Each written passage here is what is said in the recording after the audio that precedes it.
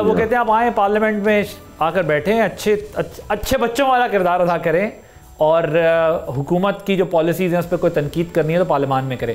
लेकिन बज़ाहिर हमें ऐसा लग रहा है कि इमरान खान से जो मुलाकातों पर पाबंदी है उसमें पीटीआई का अपेरेंटली ये लग रहा है कि अगर कोई डायलॉग का रास्ता खोलना है तो वो पाबंदी ख़त्म करनी होगी, और हमें लगता नहीं है फ़िलहाल कि ये पाबंदी हट रही है या गवर्नमेंट इस पर कोई इंटरेस्टेड है। तो क्या ये फिर मुकम्मल तौर पर जो है मुज़ाकरात का रास्ता आप लोगों का बंद होगा जब तक उनसे मुलाकात नहीं होती?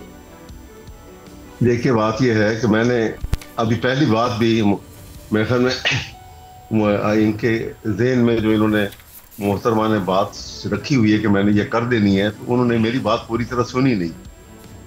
मैंने ये कहा था और जो हकीकत है रिकॉर्ड के ऊपर है, इसको ये तस्दीक बेशक कर लें। अगले प्रोग्राम में जब कभी दोबारा मौका मिले तो ये बात को आप हाँ या ना में जवाब दे सकती हैं कि स्पीकर के चैम्बर में जब बात हुई थी तो जब ये हमारी पीटीआई की टीम गई थी तो वो बगैर किसी तहरीरी मुतालबात के गई थी, और इमरान खान ने इतने खुले दिल से कहा था कि आप बिल्कुल कुछ भी ना लेके जाओ, बैठ के टेबल में बातचीत शुरू करो, ये सब कुछ बाद में हो जाएगा आपस में। और दूसरी जब मीटिंग हुई उस मीटिंग में ये हुकूमत की टीम ने ये कहा कि आप अच्छे माहौल में जब बातचीत 2 दफा हुई, उन्होंने कहा कि आप अपने तहरीरी मुतालबात ले आए।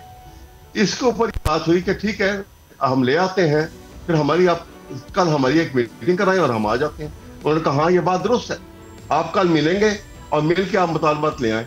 ये मैंने बात आपसे की है, इसकी तस्दीक कर लीजिए, इसमें कोई गलती नहीं है।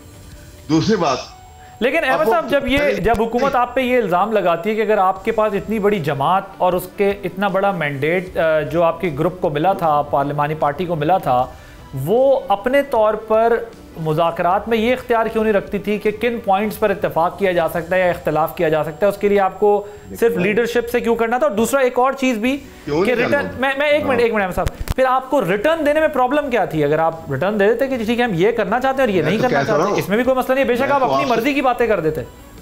भाई मैं यही तो आपसे कह रहा हूँ कि यही वहां तय हुआ था कि ये रिटर्न लेके आते हैं, ये मीटिंग कराएंगे, अगले दिन रिटर्न लेकर आ जाएंगे।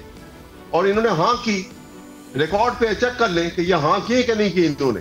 आपने हाँ की? आप लोगों ने चित्रा साहब आप चेक कर लें, आप अभी स्टेटमेंट दें यहाँ पर ना। तो अवैध साहब शायद मेरी बात थी, अवैध साहब शायद आप मेरी बात नहीं सुन रहे।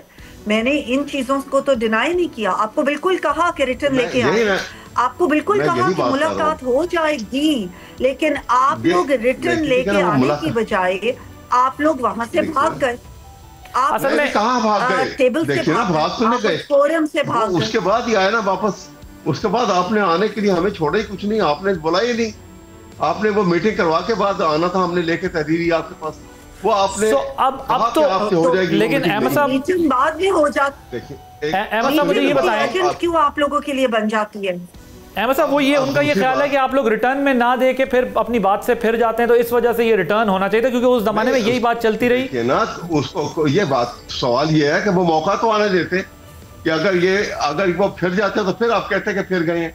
अब आप प्रज्यूम तो नहीं करते। लेकिन अभी अहमद साहब अभी क्या स्टेटस है? अगर हम ट्वीट देखें अडियाला से आने वाली, वो क्या कह रही है, बानी चेयरमैन की फैमिली क्या कह रही है और पार्टी क्या कह रही है? अभी आपकी पार्टी की पोजीशन क्या है? आप लोग डायलॉग चाहते हैं या एहतजाज चाहते हैं?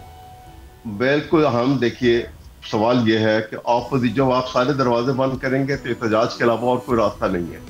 एहतजाज तो करेंगे, हमने कोई डायलॉग का दरवाजा बंद नहीं किया, किसी वक्त भी हम तैयार हैं। आप तो पीएम ऑफर कर रहे हैं ना आप लोगों को, आप ले जाएं अपना चार्टर ऑफ डिमांड। ऐसे ऑफर नहीं होता, ये कहाँ ऑफर की है? इसको ऑफर कहते हैं।